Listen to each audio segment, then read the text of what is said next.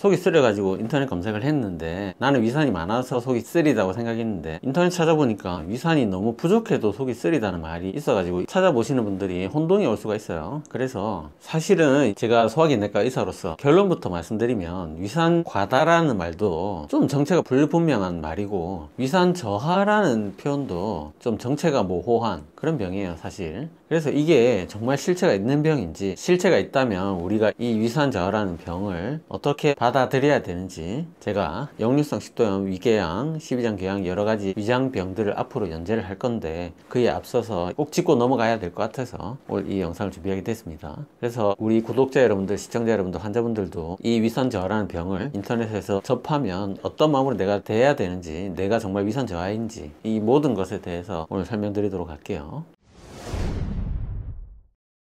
자, 안녕하세요. 운동안내과 싹대입니다. 자, 위산을 모르는 사람 없을 거예요. 위산이 위에 담겨있는 염산입니다. 자, 우리 초등학교 때 산도라는 말을 들어보셨을 거예요. 자, 산도, 폐하라고 하는데 우리 몸에 염산이 담겨 있어요. 그래서 이 염산으로 인해서 우리 몸의 장기들이 각각 폐하가, 산도가 조금씩 달라요. 자, 산도, 폐하는 7이 중립입니다. 자, 물이 중립인 7에 해당하고요. 자, 커피는 5, 뭐 토마토는 4, 쭉 산도가 올라갑니다. 폐하로 치면 내려가는 거죠. 그래서 우리 위에 위산, 즉 염산이 담겨 있기 때문에 장기들마다 이렇게 폐하가 달라요. 그래서 식도는 폐하가 7입니다. 7 중립이에요. 근데 여기 위 안에는 폐하가 1.5로 급격하게 산도가 증가하죠. 폐하가 내려가요. 그래서 가장 급격하게 폐하가 변하는 게 요 위식도 만나는 부분이에요. 사실 유튜브 상에는 위산 저하라는 병이 굉장히 엄청 메이저한 병으로 얘기가 되고 있지만 저희가 배우는 의학 체계도 굉장히 정보가 제한적이고 실제 의학적인 인터넷 채널이나 다른 유수의 대학 홈페이지 이런 데 가봐도 위산 저하라는 병이 정체가 굉장히 모호하고 자료가 별로 없어요. 그래서 정말 제가 최대한 자료를 모아서 깔끔하게 정리를 해봤습니다. 위의 산도를 봤을 때 우리 몸에 정상적으로 위산이 여기는 1이라고 되어 있지만 보통 1.5 정도 됩니다. 주로 1에서 2 사이라고 하면 정확해요. 우리가 3까지는 정상적인 위 폐하로 봅니다. 근데 우리가 오늘 주제인 위산 저하가 또 두 그룹으로 나눌 수 있어요. 저위산증 그리고 무위산증. 자, 그래서 정확한 정의는 위 폐하가 3에서 5 사이를 저위산증이라고 정의를 하고 있습니다. 그리고 5에서 7 사이를 위산이 뭐 거의 안 나온다고 볼 수 있는 무위산증이라고 해요.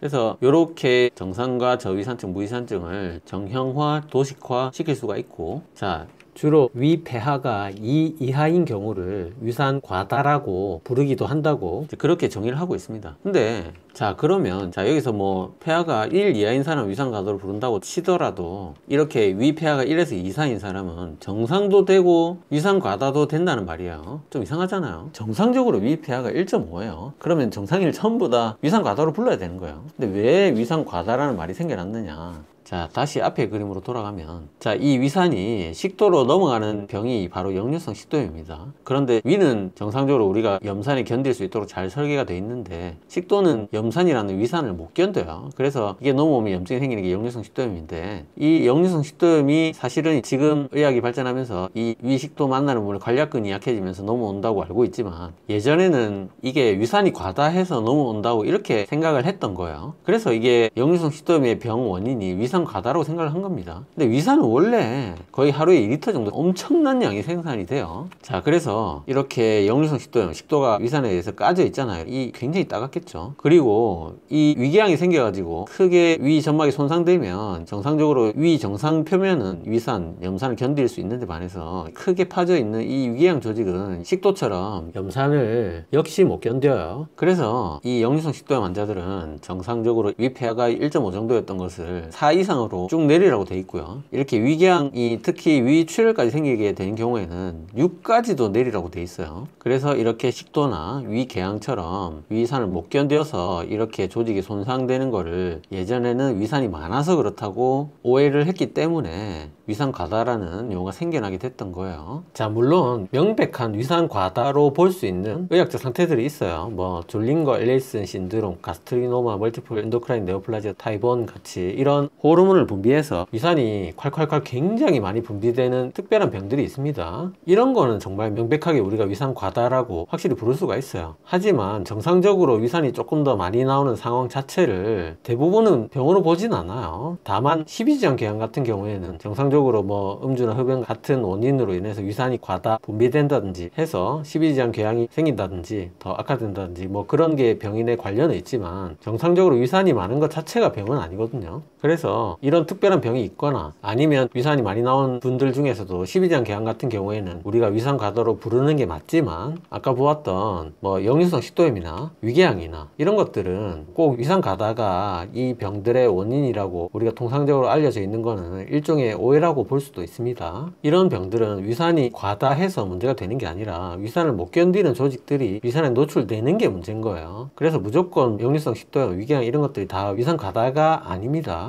그래서 그러면 이렇게 위산이 1.5인 것을 4나 6까지 내릴 수 있는 방법이 바로 약물이 되겠죠. 그래서 우리가 과거에는 H2 블로커라는 약을 많이 썼어요. 근데 이런 H2 블로커가 폐하를 평균 4.12까지 낮추고 PPI는 5.1까지 낮추는 것으로 돼 있고 이게 작용 시간도 더 빨라서 요즘에는 거의 다 PPI를 쓰고 있어요. 그래서 위출혈 환자가 오면 사실 평균적인 PPI로도 6까지 도달을 못 하잖아요. 그래서 뭐 PPI를 주사로 쓴다든지 2배 용량을 쓴다든지 그런 방법을 쓰고 있습니다. 자, 그러면 우리 국민 중에 위산 저하 환자들은 과연 몇 프로나 될까요? 위산 저하에 대한 음모론 유튜브들을 보면 무슨 만능 위산 저하설이에요. 모든 병이 다 위산 저하 때문에 생긴다, 뭐 그런 영상들이 굉장히 많습니다. 자, 과연 그러한지, 정말로 우리가 위산 저하의 유병률이 얼마나 되는지 한번 살펴보도록 할게요. 자, 무위산증 보면 젊은 나이에는 보통 2.5% 정도인데 반해서 80세에는 무려 12%까지 도달한다는 그런 연구가 있습니다. 그래서 이거를 정리해 보면 우리가 저위산증이 60세 미만에서 2에서 2.3%인데 반해서 60세가 넘어가면 5%까지 올라가고 80세가 넘어가면 12%까지 올라간다는 그런 통계가 있어요. 그래서 생각보다 이게 많긴 합니다. 그런데 우리가 소위 말하는 위산 과다로 알고 있는 역류성 식도염은 이게 서구의 통계인데 서구권에서는 무려 역류성 식도염의 비율이 20% 가까이 되고 특히 미국에서는 거의 40%에 육박한다고 해요. 자, 그리고 역류성 식도염 환자가 굉장히 적은 동양 아시아권을 봐도 대략 10% 정도가 되고 우리나라도 연구에 따라 차이가 있지만 대략 3.5에서 8.5%, 한 5% 이상에서 보고가 되고 있습니다. 그래서 저위산증보다 역류성 식도염이 비율로 봐도 훨씬 많아요. 그래서 우리가 저위산증이 생각보다 많긴 하지만 역류성 식도염보다 훨씬 적은 수고, 그리고 나이가 많을수록 저위산증의 발병률이 올라가는 그런 추세를 우리가 알 수가 있어요.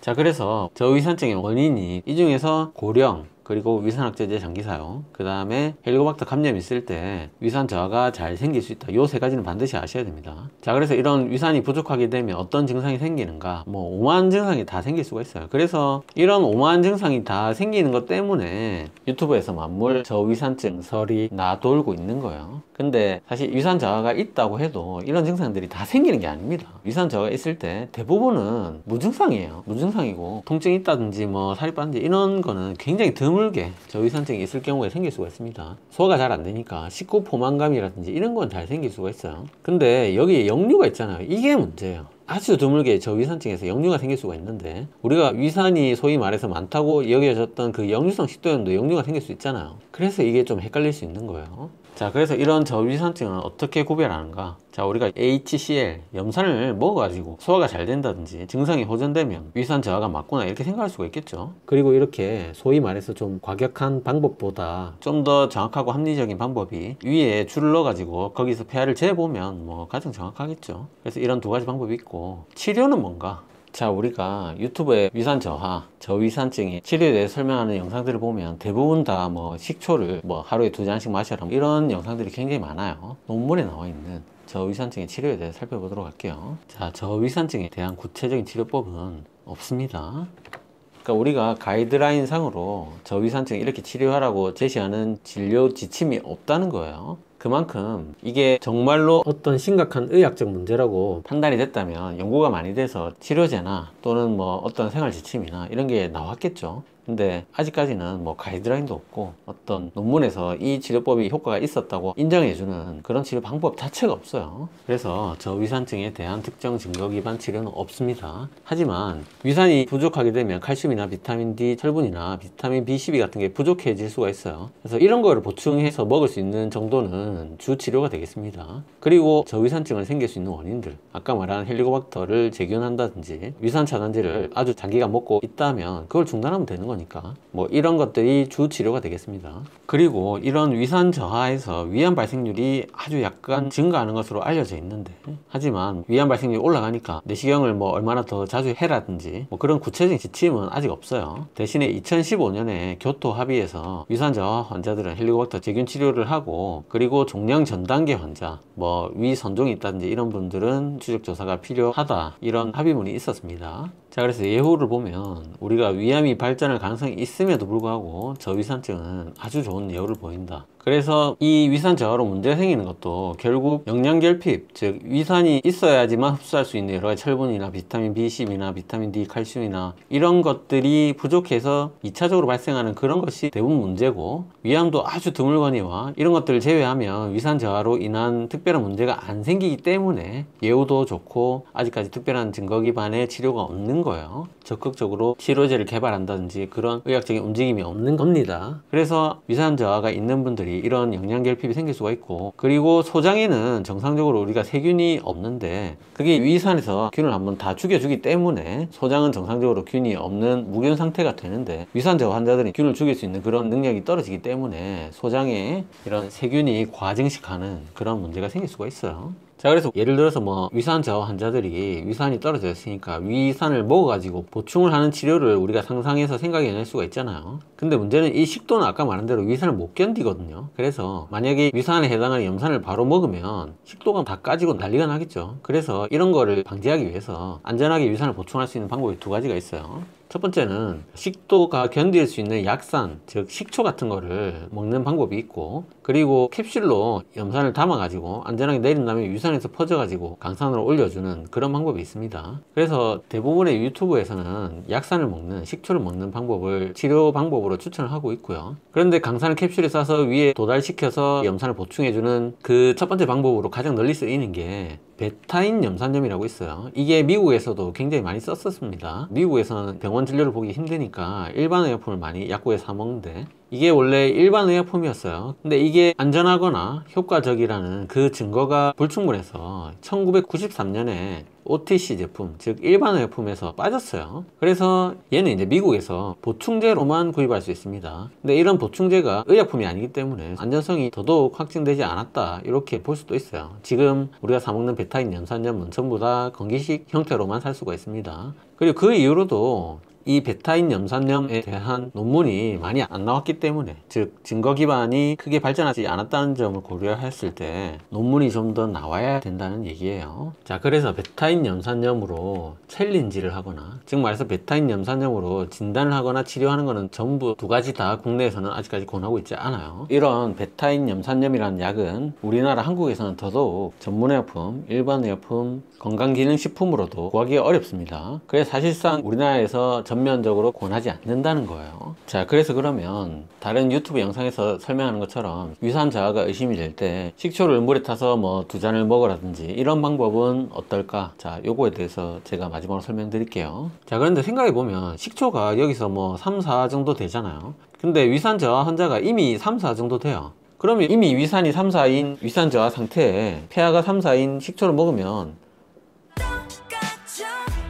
그래서 이게 저는 위산 저하를 치료할 수 있는 치료제라고 말하는 게 좀 뭔가 말이 안 맞지 않나, 그런 생각을 합니다. 먹을 거면 베타인 염산염처럼 한 번에 폐하를 1.5까지 쭉 내릴 수 있는 뭐 그런 약을 먹는 게 맞지 않나. 일단 그 식초를 먹는 방법도 반드시 주의해야 될 사항을 제가 한 가지 알려드릴게요. 자, 위산 저하에 대해서 정말 몇 안 되는 제대로 된 논문 중에 하나입니다. 자, 저염증에 대한 영양 중재 사례 보고서. 자, 대규모 연구는 아니고 딱 한 명에 대한 논문이에요. 자, 요 인테그 메드라는 논문은 기능의학 논문입니다. 자, 이분이 43세 프로 운동선수인데 역류성 식도염으로 진단돼서 아주 오랫동안 PPI를 처방받았고 효과가 전혀 없었어요. 그래서 PPI를 끊고 위산 보충제를 먹으면서 이런 복통이 줄어들고 소화가 굉장히 잘 됐다는 그런 논문이 있었습니다. 자, 이거는 말이 되죠. 우리가 위산 억제제를 아주 오래 먹고 위산 저하가 생긴 사람은 그 위산 억제제를 끊고 위산을 보충하면 좋아질 수가 있어요. 그런데 이 논문에서 뭐라고 하고 있냐면 이러한 HCL 챌린지, 내가 위산을 보충해서 위산 저하 환자가 맞는지 알아보는 그 방법이나 또는 위산 저하로 내가 생각하고 위산을 보충해서 치료하려고 하는 생각은 여기 나오죠. 활동성 위염이나 식도염, 십이장염 환자는 절대 금기입니다. 활동성 식도염, 위염, 십이장염, 소화성 궤양 환자에서는 절대로 이거를 따라 하시면 안 됩니다. 자, 우리가 앞에서 봤죠. 자, 이런 환자들. 자, 이게 역류 때문에 식도는 위산을 못 견디니까 이렇게 까져가지고 염증이 생겼다든지 피가 나서 위가 굉장히 쓰린데 이거를 만물 저위산증설을 듣고 혹시나 해서 내가 식초를 한번 시험 삼아 먹어보잖아요. 그러면 자, 안 그래도 이게 위산을 못 견뎌가 이렇게 까져 있는데 여기에 식초가 닿으면 어떻게 되겠어요? 자, 이렇게 피가 쫙 나오고 있는 경우에는 정말 큰일 납니다. 진짜 난리가 나겠죠. 그래서 활동성 식도염, 위염, 십이장염, 소화성 궤양 환자는 내가 저위산증이 아닌가 싶어서 식초를 먹거나 베타인 염산염을 먹는 이런 일 절대로 하시면 안 돼요. 반드시 위내시경을 해서 이런 병들이 없는지 확인을 하고 그 다음에 충분한 근거, 내가 뭐 위산 억제제 오래 먹었다든지 굉장히 고령이고 소화가 안 된다든지 이런 충분한 근거와 합리적인 의심이 있을 때 굉장히 조심스럽게 시도해 봐야 됩니다. 자, 그래서 오늘 위산 저하라는 병에 대해서 알아봤고 결론을 제가 말씀드리면 완벽하게 음모론은 아니에요. 실제로 있는 병이긴 합니다. 하지만 고령이거나 뭐 위산 억제제를 아주 오래 먹었거나 이런 경우가 아니면 정말 잘 없는 병이에요. 그리고 이 병이 있다 하더라도 뭐 약간 소화가 안 되거나 그런 정도지 역류성 식도염이 있으면 무조건 저위산증이다 이런 건 절대 아닙니다.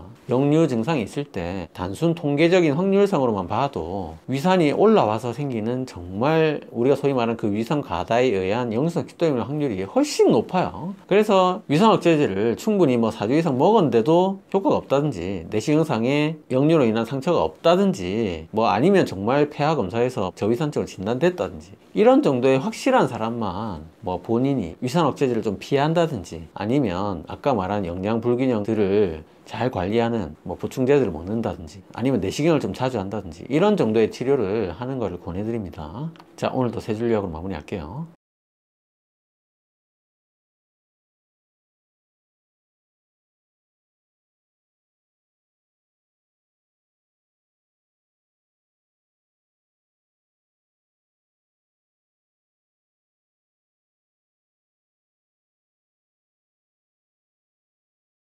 자, 오늘 영상 도움이 되셨나요? 도움이 되셨다면 구독은 여기, 관련 영상은 여기 봐주세요.